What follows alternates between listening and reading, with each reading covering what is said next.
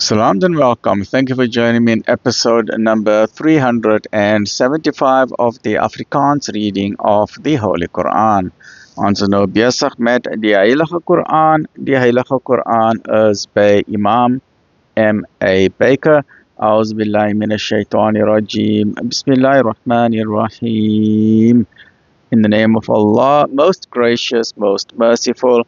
In die naam van Allah, die barmhartige, die genadige.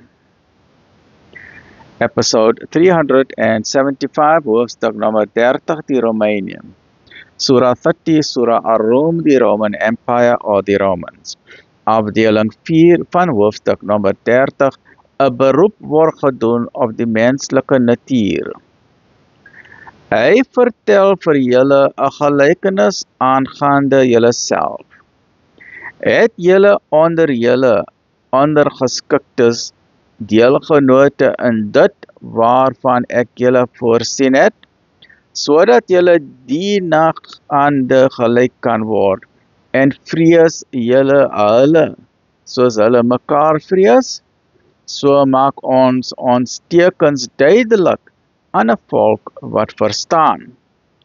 Nee, die onregverdiges volk hul eie neigings sonder kennis. En wie kan hom lei vir wie Allah laat dwaal? Vir hulle sal daar geen helpers wees nie. Wend daarom julle aangesig opreg tot die ware godsdiens, ooreenkomstig die natuur waarna Allah die mens geskape het. Die skepping van Allah ken geen verandering nie, dit is die ware geloof, maar die meeste mense weet dit nie. Bekeer julle tot hom en kom julle plig teenoor hom na en onderhou die gebed en wees nie van die heidene nie. Ook nie saam met hulle wat hul godsdiens verdeel en sektes vorm nie, terwyl elke groep hul verheug in wat hulle het. En as 'n ramp oor die mense kom, roep hulle hul Heer en bekeer hul tot hom. En as hy hulle sy barmhartigheid laat ondervind, kyk, dan vereenselwig sommige van hulle ander met hul Heer. En is ondankbaar vir dit wat ons aan hulle gegee het.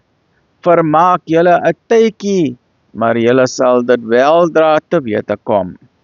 Of het ons enige gesag vir hulle neergestuur, wat uitspraak gee aangaande dit, wat hulle met hom vereenselwig?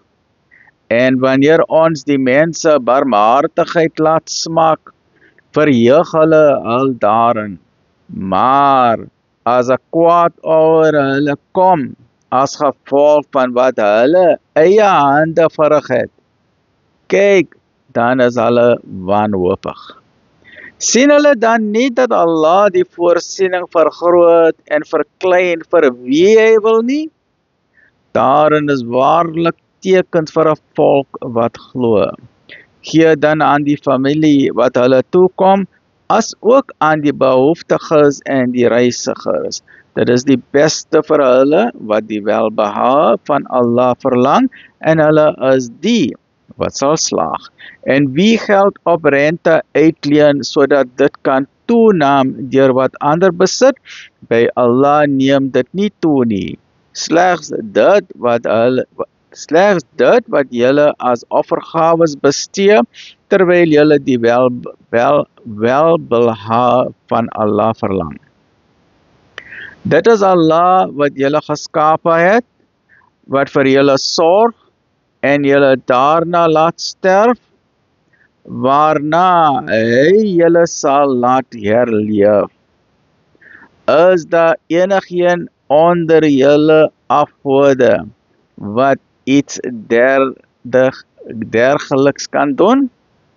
Heilig is hy, subhanallah, en verhewe bo wat hulle met hom vereenselwig.